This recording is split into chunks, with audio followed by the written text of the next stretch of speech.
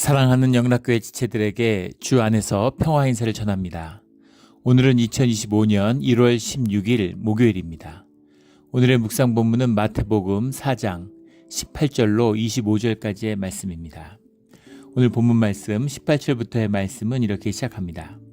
갈릴리 해변에 다니시다가 두 형제 곧 베드로라 하는 시몬과 그의 형제 안드레가 바다에 그물 던지는 것을 보시니 그들은 어부라.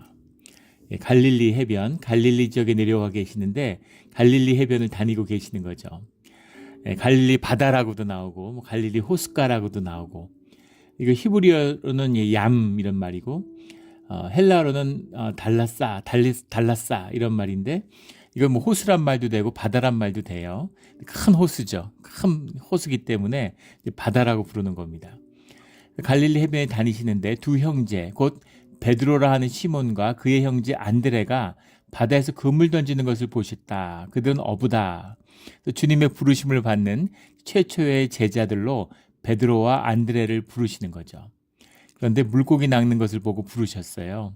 말씀하시되 나를 따라오라, 이렇게 말씀하십니다. 나를 따라오라. 주님의 초청이죠. 나를 따라오라. 나와 함께하자.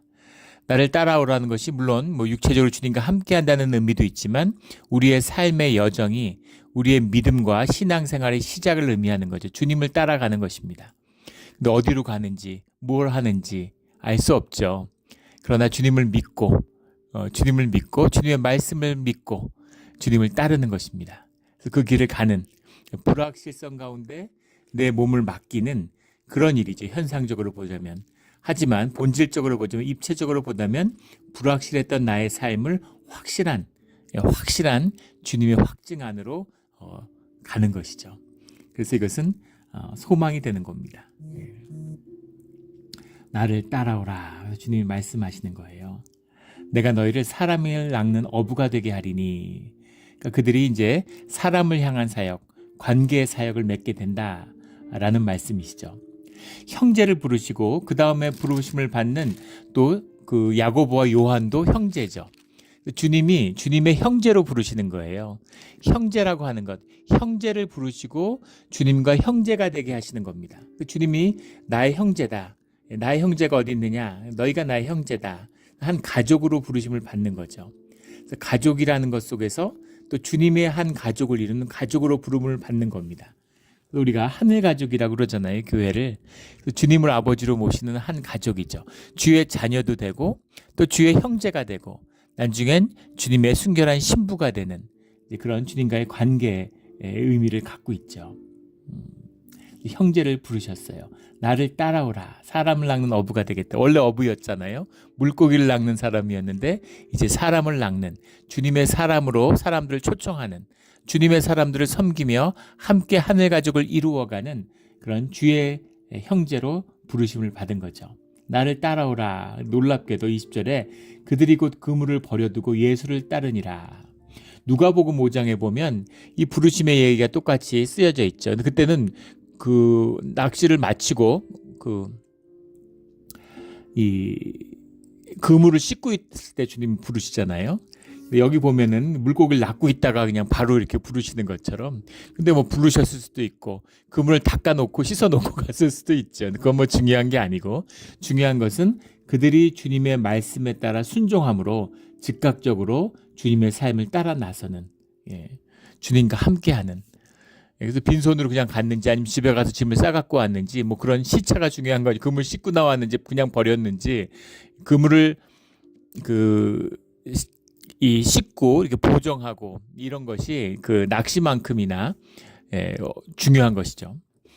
그래서 어떤 상태에서 부름을 받았는지 구체적인 것이 중요한 것이 아니라 주님을 따랐다. 그리고 그물을 버려두고라고 하는 이 말 속에는 자신의 생존을 던졌다는 겁니다. 생존을 주님께 맡긴 거예요. 그러면 생명의 길이 열립니다. 주님께 자신의 생명의 길을, 생명을 의탁했다라는 얘기죠. 지금도 쉬운 일이 아니겠죠. 지금 쉬운 일이겠어요. 직장 나와서 나와 함께 가자 그럼 나오겠습니까? 하물며 이 시기에 주님과 함께하는 삶, 공생애를 따라 나선다는 건 좀 목숨 거는 거죠. 그런데 믿음과 신뢰가 있는 겁니다. 그래서 주님을 따라 나섰어요. 근데 이들이 주님이 뭘 보고 부르셨을까? 주님은 아시겠죠. 주님의 뜻 가운데서 부르시는 이유가 있을 겁니다. 그리고 그 부르심을 받을 준비가 돼 있었던 거죠. 부르심을 받으니까 따라 나섰잖아요. 부자 관리에 나오는 부자 청년, 어릴 때부터 모든 율법을 다 지켰습니다. 아, 참 잘했구나. 너의 재산을 가난한 자들에게 나누어주고 너는 나를 따라와라. 주님의 초청을 받았는데 근심하는 얼굴로 떠나가죠.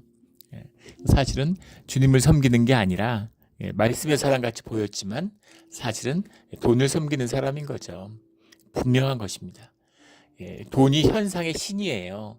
무소부재하고 그 어디에도 있고 돈 없는 데가 어디 있어요. 못할 것이 없는 전지전능 무소부재 현상의 신입니다. 현상의 모든 가치를 인간의 가치를 거기다가 투영해 놓은 거잖아요. 그래서 현상을 섬기는 사람들은 결국은 돈 앞에 무릎을 꿇는 거죠. 돈 앞에 무릎을 꿇는 것 같지만 결국은 짐승의 권세, 마귀의 권세, 대적에게 무릎을 꿇는 것입니다. 주님을 따라가는 사람, 주님을 따라가는 자가 있는 거죠. 주의 제자가 부르심을 받아 나오는 겁니다. 이것은 귀한 것이죠. 주님이 찾아오셨어요. 이들이 찾아간 게 아니라 주님이 찾아오셔서 이들을 삶의 자리에서 불러내시는 겁니다. 이게 주님의 부르심이죠. 왜 날까? 나의 뭘 봐서? 모르죠. 모르지만 주님이 불러주셨어요. 불러주신 이유가 주님 안에 있겠죠. 그리고 그것은 또 나의 삶의 이유이기도 합니다. 귀하고 복된 것이에요. 우리 주님의 부르심에 응답하는, 주님을 따라서 주님의 길을 걸어가는 그런 주의 제자로서의 삶을 놓치지 않는 그런 우리 모두가 되기를 주의 이름으로 축원합니다. 오늘날도 마찬가지죠. 어떤 생업을 다 버려라 이런 뜻은 아니죠. 교회 사역을 풀타임으로 해라 이런 얘기도 아닙니다. 물론 모든 교회 사역은 풀타임이에요. 몇 시간을 어떤 사람을 대하는 것, 주님의 일은 다 우리의 삶을 넣는 풀타임입니다. 그런데 그것이 생계를 꼭 보장하든 안 하든 큰 틀에서 보면 우리가 무엇을 하든 주님이 채워주시는 거죠. 주님이 채워주시는 거예요. 이렇게 채울 수도 있고 저렇게 채울 수도 있습니다. 주님의 채워주심이 있어요. 반드시 있습니다. 주님의 일을 하는 자, 주님의 종은 주님이 그 삶의 보상을 해주시는 거죠. 그런데 넘치도록 해주시는 거예요. 내가 작은 일에 충성하였는데 주님이 이렇게 큰 것으로 나에게 보상을 해주실까라는 몸둘 바가 모르는 그것이 주를 따르는 사람들의 복이죠. 주님의 부르심을 받고 나를 따라오라. 이거는 핵심 주님의 말씀이잖아요. 예수를 따르니라. 이것이 제자들의 반응이었죠. 그렇게 베드로와 안드레가 첫 제자가 됩니다. 21절에 거기서 더 가시다가 다른 두 형제 곧 세베대의 아들 야고보와 그의 형제 요한이 그의 아버지 세베대와 함께 배에서 그물 깁는 것을 보시고 부르시니, 그물 깁는 것, 낚시가 끝난 거죠. 그래서 그물을 이제 깁고 보정을 하는 겁니다.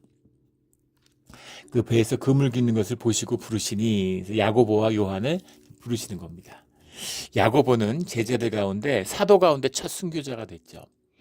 야고보와 요한이란 이름이 이제 주님의 사랑받는 자다. 요한복음에 그래서 이제 굉장히 그 요한의 또 사역이 중심적으로 조명이 되고 있는데, 요한은 주님의 가장 사랑하는 제자였다. 이런 이야기를 듣기도 하고, 사도들 중에서 가장 오래 생존한, 그리고 그 요한복음을 보면 예수님이 떠날 때 어머니 마리아를 의탁했죠.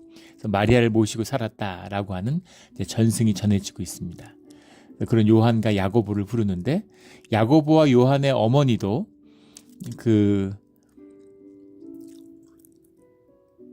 살로메라고도 하고 마리아다 이런 얘기도 하는데, 이제 여러 복음서에 나오죠. 예수님의 십자가의 길까지 함께 했다는 것을 알 수 있습니다. 그러니까 이 가족이 굉장히 주님과 가까이 있고 친밀한 가족이었다. 요한복음의 마지막에 나오는 마리아와 이제 예수님의 이모가 마리아와 그러니까 자기 여동생이었을 수도 있고 언니였을 수 있습니다. 같이 있었다라는 게 나오죠. 근데 그런 거에 비추어 봐서 사실 야고보와 요한의 어머니가 바로 이모였을 것이다. 예수님의. 야고보와 요한이 예수님의 이종사촌, 우리식으로 따지면 이종사촌들이었을 것이다. 이런 이제 해석도 있습니다. 그렇게 본다면 형들이었을 수도 있고 동생들이었을 수도 있겠죠. 그렇게 또 이해한다면 예수님의 삶을 이해하는 그런 것일 수도 있습니다. 근데 그렇게 볼 수도 있지만 아닐 수도 있어요. 왜냐하면 예수님이 이제 그 나사렛에서 이제 사람이잖아요. 나사렛 사람이고 베들레헴에서 태어났지만 그건 뭐 이동 중에 태어난 거니까. 근데 갈릴리가 그의 가족들의 삶의 기반이었을까라고 볼 수 있는 이모한 시집 가는 거니까 물론 또 뭐 그렇게 볼 수도 있겠지만 꼭 그렇게 볼 수 있을까 이제 그런 또 생각도 있습니다. 뭐 그게 중요한 것은 아니겠죠. 예수님과 갈릴리에서 쭉 생활을 하셨고 예수님이 어떤 분인지 아시기 때문에 예수님을 따라 나섰다 이렇게 볼 수 있습니다. 이것을 꼭 뭐 예수님이 나를 따르라 그러니까 바로 금을 버리고 따라 나서는 무슨 신비한 무슨 뭐 마법이나 주문에 걸린 것 같이 그냥 초점을 잃고 따라가는 그런 게 아니겠죠. 주님의 인격과 주님이 누구신지를 아는 사람들이겠죠. 때가 된 겁니다. 때가 된 거예요. 처음 만나서 부르지 않았겠죠. 처음 만나서 따라오라 그러니까 그리고 금을 놓고 따라가고 그런 것은 아니라 준비가 되고 주님이 어떤 분이신지 주님의 말씀을 들어 알고 있는 자들이었겠죠. 그런데 그걸 알고 듣는다고 깨닫습니까? 듣는다고 결단할 수 있습니까? 알고 깨달았다고 해서 자기의 삶을 던질 수 있습니까? 그런 의미에서 이들이 믿음이고 또 아주 깨끗하고 순결한 사람들이었겠죠. 주님의 부르심을 받고 주님과 함께하는 겁니다. 근데 그렇게 하시면서 이 제자들을 부르심으로 주님의 전파와 주님의 복음의 사역이 시작돼요. 그래서 제자들을 부르는 대표적인 것만 나왔는데 이 4명만 갖고 시작하셨는지 12명을 다 부르셨는지 주님의 어떻게 일일이 얘기를 안 하시는 거죠. 비슷한 따라오라 하고 예수를 따르니라 라는 우리 대표성의 얘기를 안 했죠. 사도행전에도 집사의 얘기 스데반과 빌립의 얘기가 나오지만 스데반과 빌립만 활약하고 나머지는 안 했느냐? 아니죠. 다 활동들을 하고 사도는 베드로와 요한과 무슨 바울만 했느냐? 아니죠. 거기 초기 교회에 있던 사람들이 다 몸을 바쳐 열심히 봉사를 한 거죠. 그 중에 대표성, 그들의 삶을 대표하는 그런 삶을 소개하고 있는 거죠. 제자들의 부르심, 이런 식으로 제자들을 부르셨다라는 걸 말씀하고 있는 겁니다. 예수께서 왜 제자들을 부르셨을까? 라는 의미예요.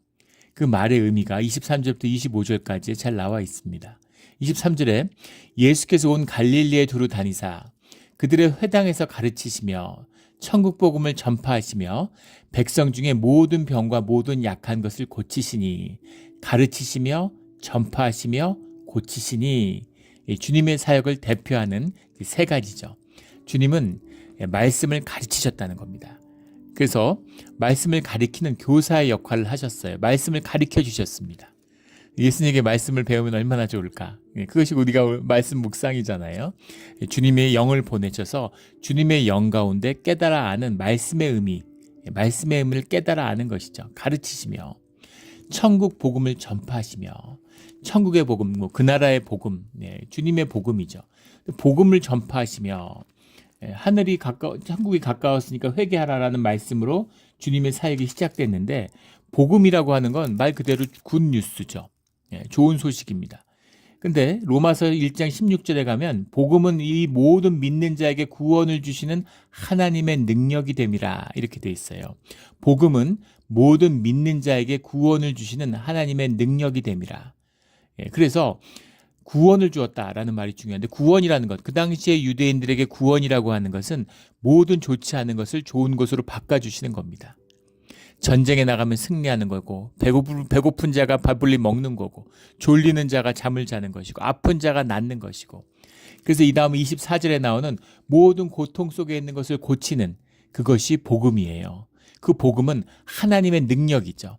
하나님이 함께 하시며 하나님의 말씀을 통해서 우리 가운데 함께 하시는 것, 그것이 우리에게 복음입니다. 주님의 말씀이 복음이 되는 거죠. 복음이 주님의 말씀이 우리의 삶과 만나서 우리의 삶 가운데 복음이 증거되는 거예요. 우리의 삶 속에서 모든 좋지 않은 것을 구원하는 하나님의 능력이 나타나는 것, 이것이 복음입니다.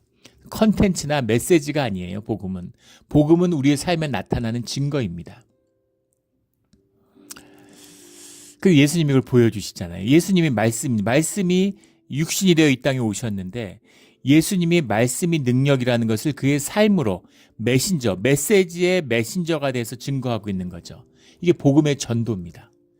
전도라는 건 뭐냐면 메신저가 메시지가 되는 거예요. 가서 막 예수 믿으라고 그러면 사람들이 아이고 너나 잘 믿지 이렇게 되는 거잖아요. 내가 복음의 증인이 되는 겁니다. 무슨 세상에 대단한 뭘 보여준다는 게 아니라 지금 교회가 타락해가지고 자꾸 무슨 연예인이나 이런 사람들을 끌어들여가지고 앞에 세우려고 그러고 이러잖아요. 그게 뭐 하는 짓이에요? 그런 게 아니죠. 적어도 주님의 말씀이 내 삶의 구원이 되었다라고 하는 것이 내 삶의 증거로 간직한 내 삶으로 살아내는 그것이 내가 그 메신저가 되는 겁니다. 메시지의 메신저가 되는 거죠. 내 삶이 메시지가 되고 내 삶이 복음의 증거가 돼야 돼요. 이것이 말씀의 사역이고 복음입니다. 오늘 교회가 잃어버린 핵심이죠. 무슨 컨텐츠인 줄 알아요. 성경 공부를 얼마나 열심히 하는지 삶이 바뀌지 않는데 에고가 바뀌지 않는데 계속 성경 공부를 하니까 종교인을 만드는 거죠. 바리새인을 만드는 겁니다. 그래서 교회들마다 그냥 싸움과 분쟁이 끊이질 않고 자기를 죽이지 않고 자기를 십자가에 못 박지 않는데 종교의 지식을 쌓으니까 점점 더 독해지고 못되져요. 그래서 교회들이 분쟁이 나면 정말 눈뜨고 볼 수가 없습니다. 서로를 막이라고 정죄하고 뭐 다 가리키려고 그러고 아이고 참 그런 거죠. 가르치시며 전파하시며 천국 복음을 전파하시며 백성 중에 모든 병과 모든 약한 것을 고치시니 이거죠. 백성 중에 모든 병과 나쁜 모든 것을 주님이 고쳐주셨어요. 주님이 사람 고치려고 오신 게 아닙니다. 목적이 아니라 주님의 생명의 능력이 함께하는 곳에 치유와 고치는 주님의 능력이 나타나는 거예요. 이 신유의 능력 가운데는 주님의 주님됨을 드러내는 물론 예표의 의미가 있습니다. 주님 표상의 의미가 있죠. 주님이 메시아라고 하는 표상의 의미를 담고 있는데 꼭 뒤에 사도행전의 역사를 보면 알겠지만 주님이 함께 하시는 곳에 주님의 치유의 역사가 나타나죠. 이 비밀이 마태복음 18장 19절에 나와 있습니다. 주님이 뭐라고 말씀하시냐면 진실로 다시 너희에게 이르노니 진실로 다시 너희에게 중요한 말씀이라는 뜻이죠. 너희 중에 두 사람이 땅에서 합심하여 무엇이든지 구하면 하늘에 계신 내 아버지께서 그들을 위하여 이루게 하시리라. 이 말씀입니다. 아멘. 너희 중에 두 사람이 땅에서 합심하여 무엇이든지 구하면 하늘에 계신 내 아버지께서 그들을 위하여 이루게 하시리라. 주님이 이루시는 겁니다. 뭐 기도를 세게 해서 기도의 능력이 있어서 뭐 40일 금식하니까 무슨 신비한 능력이 나타나서 이런 게 아니라 사람들의 마음이 합하는 곳에 마음이 통하는 곳에 삶이 교통하는 곳에 주님이 함께 하셔서 주님의 능력이 너희의 구하는 것을 이루게 하신다는 거예요. 내가 뭐 방언기도 세게 하고 내가 주님께 매달려서 세게 한다고 해서 뭐가 이루어지는 게 아니라 사람들이 연합하고 하나 되는 곳에 그곳에 주님이 함께 하신다는 겁니다. 내 이름으로 너희들이 모인 곳에 내가 함께 하겠다라는 18장 20절의 말씀, 교회의 말씀이잖아요. 그래서 너희들이 마음을 합하여 구하는 것을 주님이 들어주신다는 거죠. 그래서 주님과의 만남입니다. 주님과의 함께함이죠. 주님이 제자를 부르시는 참된 뜻이 여기 있어요. 주님이 능력이 부족해서 도울 어시스턴트들이 필요해서 구하시는 걸까요? 능력이 부족해서 어시스턴트들이 필요해서 구하는 것은 아니지만 그 형제들과 그의 함께 하실 제자들을 주님이 필요로 하셔요. 그 이유는 물론 우리를 위하신 거고 동시에 하나님의 권능의 근원이 무엇인가 하는 것을 말씀해 주시기 위한 겁니다. 예수님이 능력이 있으시겠죠. 근데 예수님이 이 땅에 육신을 입고 오셔서 현상 가운데 100% 인간으로 살아가시는 삶 가운데 우리에게 보여주시는 권능의 비밀이 뭔지, 너희가 내가 행한 일을 모두 할 수 있고 더 큰 일도 할 수 있다라고 하는 주님의 말씀의 비밀, 주님의 영을 우리에게 보내주시니까 너희가 마음을 합해서 내 이름으로 함께 모이는 곳에 구하면 그러면 다 이룰 수 있어, 다 받을 수 있어, 이 말씀을 주시는 거죠.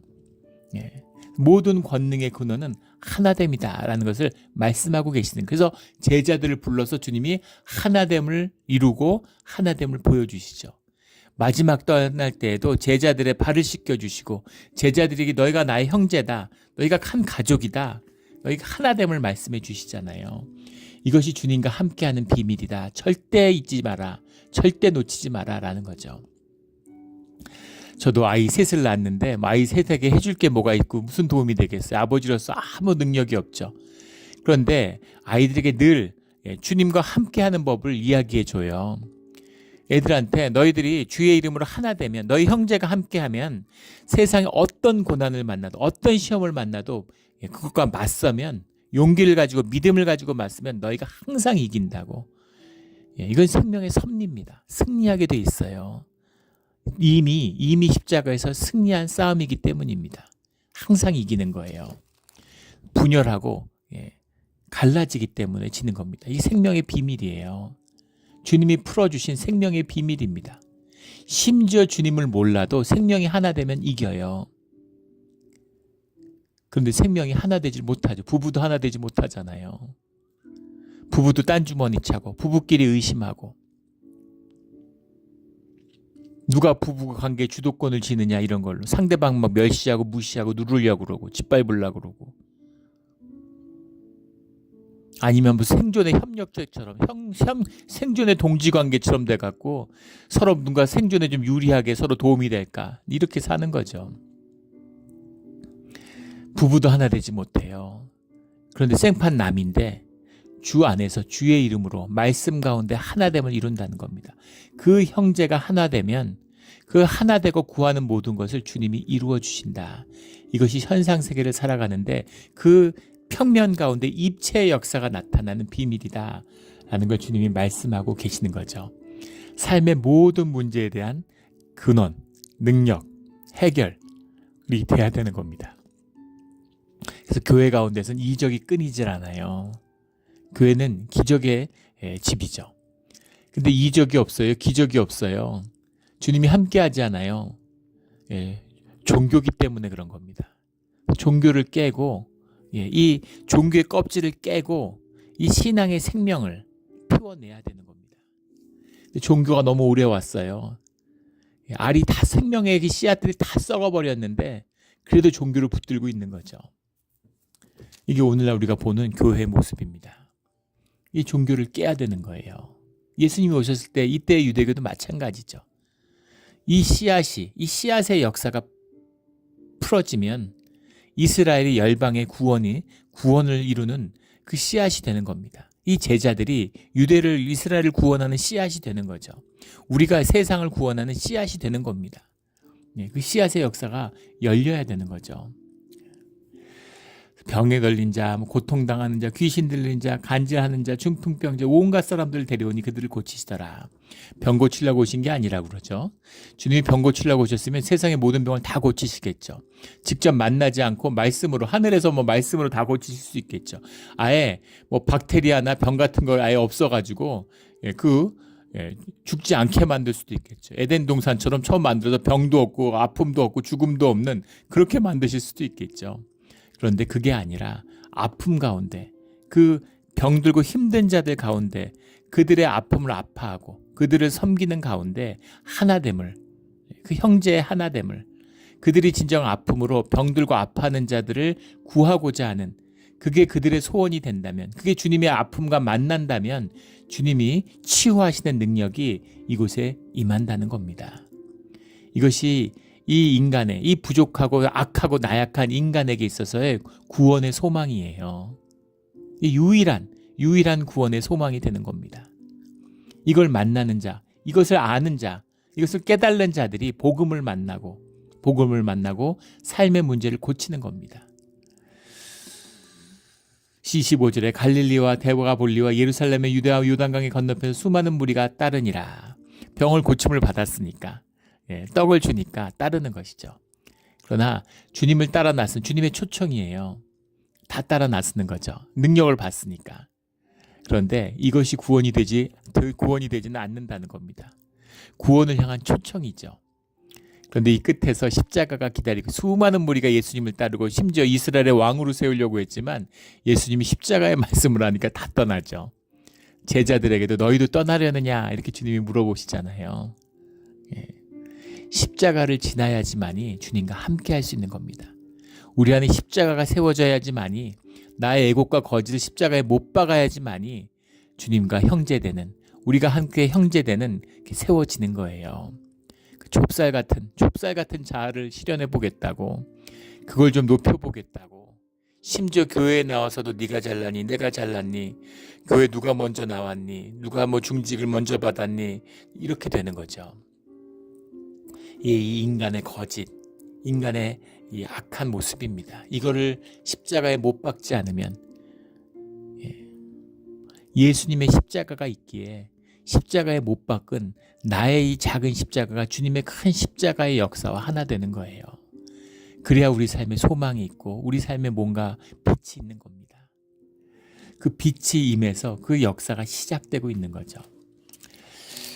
우리 주님과 함께함으로, 정말 주님을 오셔야 되고 주님과 함께해야 되는 그런 때입니다. 난세예요. 정말 말세입니다. 이 어려운 시기에 주님의 함께하는, 주님의 초청 가운데 주님을 기꺼이 따르는 새로운 삶이 시작되는 우리의 신앙이 되기를, 생명의 씨앗을 피워내는 우리의 신앙생활이 되기를 예수 그리스도 이름으로 축원합니다. 아멘. 기도드리겠습니다.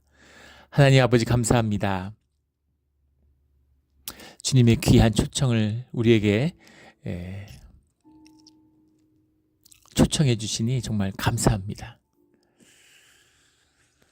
세상에 아무것도 보이지 않고 세상과 나는 간데없고 오직 주님만 보이는, 우리가 어디에 있든지 무엇을 하든지 주님이 나를 따르라 그러면 예수를 따를 수 있는, 오늘 그 제자들의 반응처럼 오늘 우리도 주님의 부르심에 따라 나가 나서는, 오직 모든 것을 주님께 의탁하는 그런 신앙의 모습, 그것이 우리의 진실이 될 수 있기를 소원합니다.